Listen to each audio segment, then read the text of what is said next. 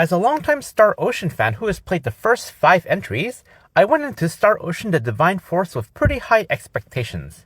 Developed by Square Enix and Tri-Ace, and released in 2022, this is the 6th mainline entry in the series.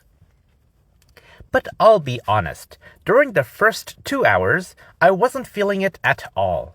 In fact, I was this close to dropping the game entirely. Thankfully, I didn't, because once it clicked, I realized my first impression was completely wrong. If you can look past this average story and some quirks in combat, the Divine Force is just as fun as any previous Star Ocean games.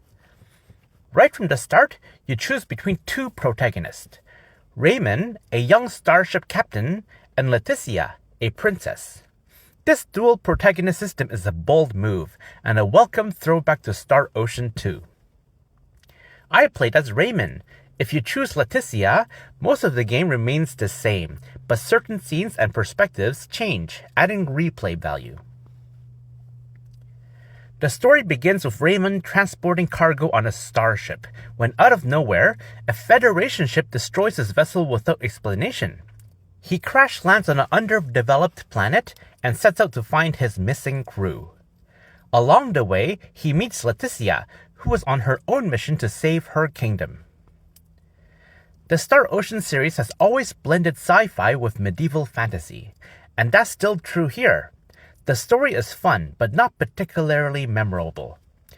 The Divine Force raises some interesting ideas about life and evolution, but overall, it's solid, not standout.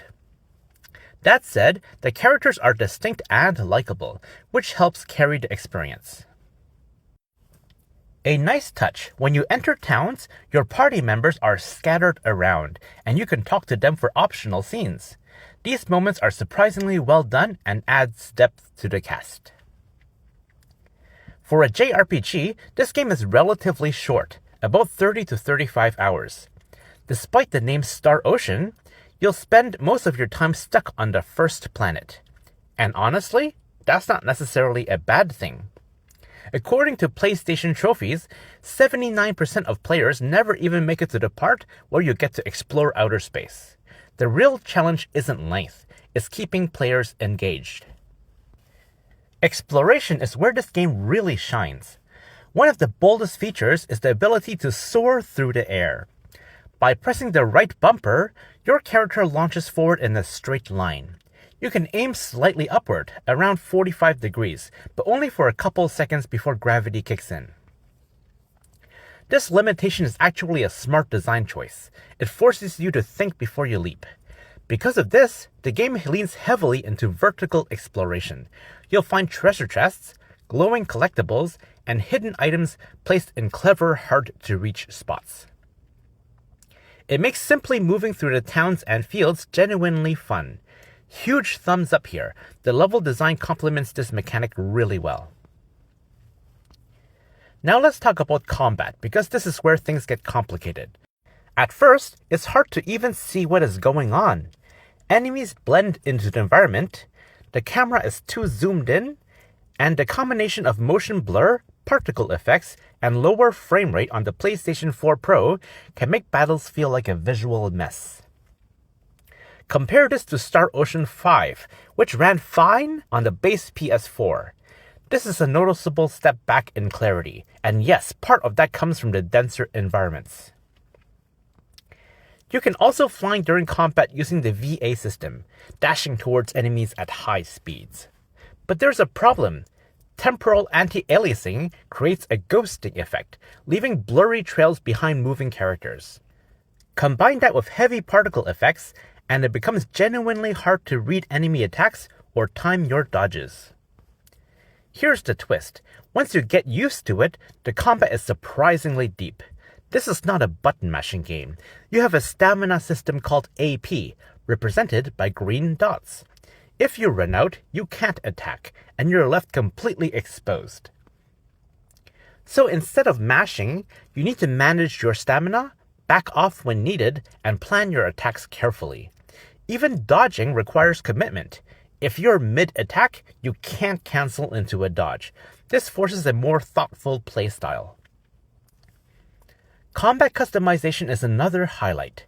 You get 3 attack buttons, and each can have a normal and a hold input. That's up to 6 customizable actions. You can even assign items to buttons. For example, I mapped Resurrection to a shortcut, making revives instant and seamless. No more digging through menus mid-fight. A huge quality of life win. The most important mechanic is the blind side.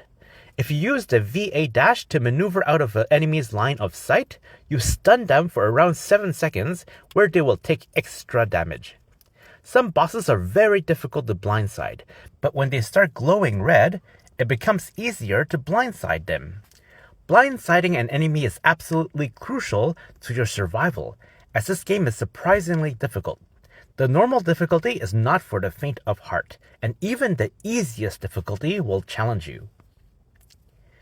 Leveling up gives you SP, which you can use to unlock or enhance skills in a skill tree.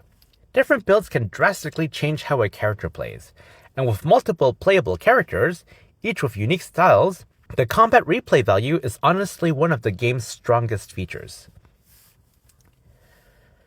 Audio is a mixed bag. Sometimes characters sound distant even though they're right beside you. Battle dialogue is often impossible to follow unless you're reading subtitles, which you probably won't during intense fights. On the plus side, the music is solid. Graphic-wise, the game looks great when the camera is not moving. The characters are very nicely modeled, and the art is worthy of a AAA game. Even my mother-in-law said it looks good, and she's always right. Sadly, when things start to move, it's not as great. On top of the blurriness and low frame rate issues we talked about, there seems to be a lot of noise that look like static or mysterious shadows dancing on the walls. There also appears to be a grime layer thrown over the entire scene, such as if the TV screen was smudged with dirt. The characters' facial expressions are very limited. It's like their eyebrows and eyes are motionless, while the jaw opens and closes. There seems to be a lack of head movement, and the eyes look dead ahead without shifting. Real human eyes shift every few seconds, and their eyes follow the target. That's not the case in this game. In the end, Star Ocean: The Divine Force struggles with presentation and clarity, but shines in exploration and combat depth. If you're a Star Ocean fan, or looking for a unique action RPG system, this is definitely worth checking out. Dadozy Gaming gives Star Ocean: The Divine Force a 7 out of 10. Thanks for watching, and happy gaming.